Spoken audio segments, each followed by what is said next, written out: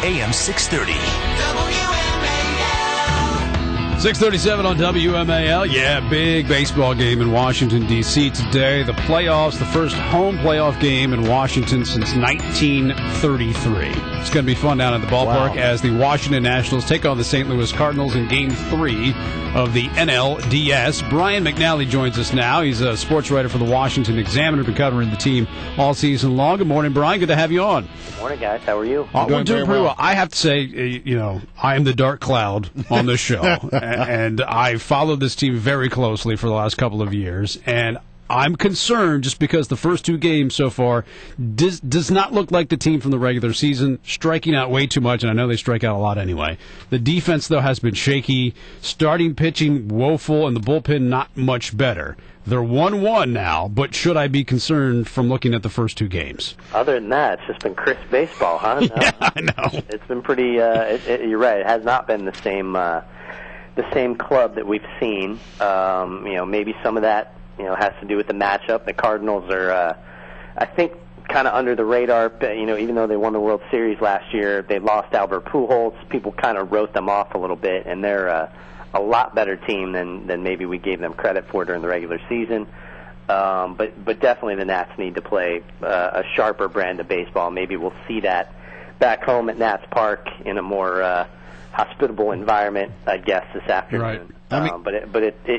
You're right. It is not. They were kind of lucky to win Game 1, and they definitely were outclassed in Game 2. All right, so they're back home. The first playoff game in Washington, D.C. in some 79 years. I mean, that in itself is sort of astonishing. But talk to me about the importance of playing in your home park. How much of an advantage does that give the Nationals when they come back home?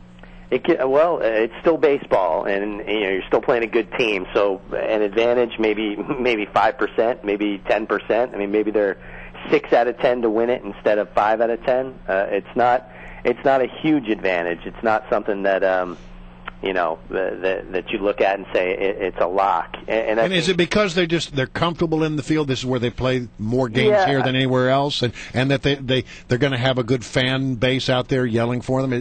Are those the things that make it a home field advantage? Absolutely. All those things help a little bit. You get to sleep in your own bed. You get to use your own facilities, the batting cages, all the stuff that you're used to during the regular season. And you don't have 40,000 knuckleheads yelling at you instead of they're supporting you for the most part. And I'm sure there'll be some Cardinal fans out there. This is DC after all. There's always a small contingent of opposing fans at games, but for the most part, they were a good road team this year, so that it shouldn't be a huge deal for them. But playing at home does give them a slight advantage. All right, Danny Espinosa has been struggling tremendously the last couple of weeks and has not played well in the series. I know that Joe Girardi, the manager of the Yankees, said last night that he may actually sit down Alex Rodriguez.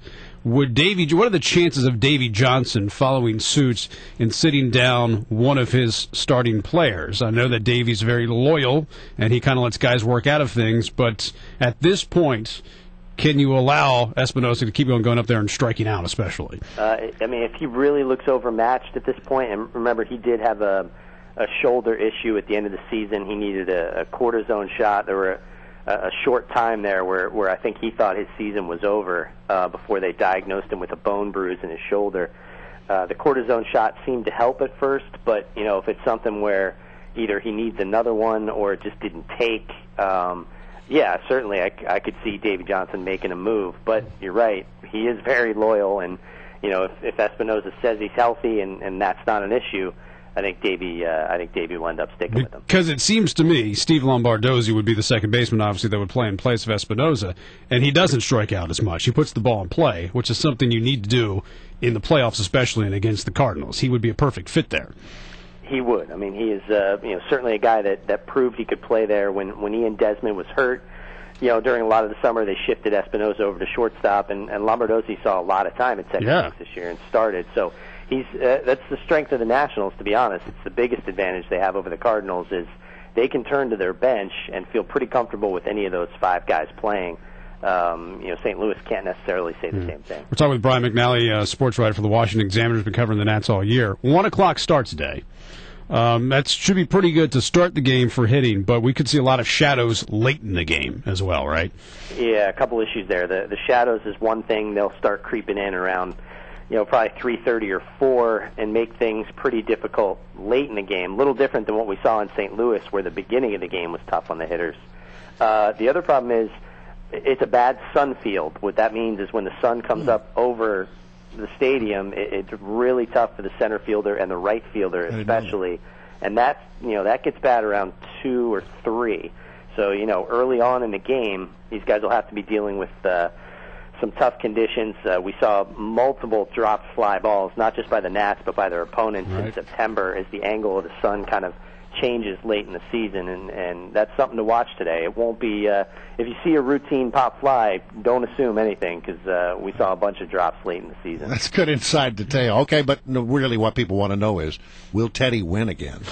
Well, good question. Is he now on a winning streak? Yeah, I mean, I'm wondering, because Teddy won the race and it was good for the Nationals. I'm going to guess, since Teddy's about 1 in 538 at this point, I'm going to guess he's just bad at running, and he's going to lose again. That's my thought. All right, one last thing before I let you go. Strasburg's definitely not going to play in this series. Not going to play at all. I want you to give him the definitive answer, so he'll shut up about this. I'm just saying, is he no done? Chance. Do you think he is done, even if they win this series and move on to the Championship Series or the World Series? Yeah, because at this point he would need, the whole point of doing this was to protect his arm, and he would need at least 2 weeks to ramp back up and get ready to pitch again. And if you're willing to do that, then it would have just been insane not to do that during the regular season and have him pitch in the postseason anyway. So they've made their bed with that at this point. You'll not be seeing him till spring training. All right, Brian, it was fun having you on. Enjoy the game today.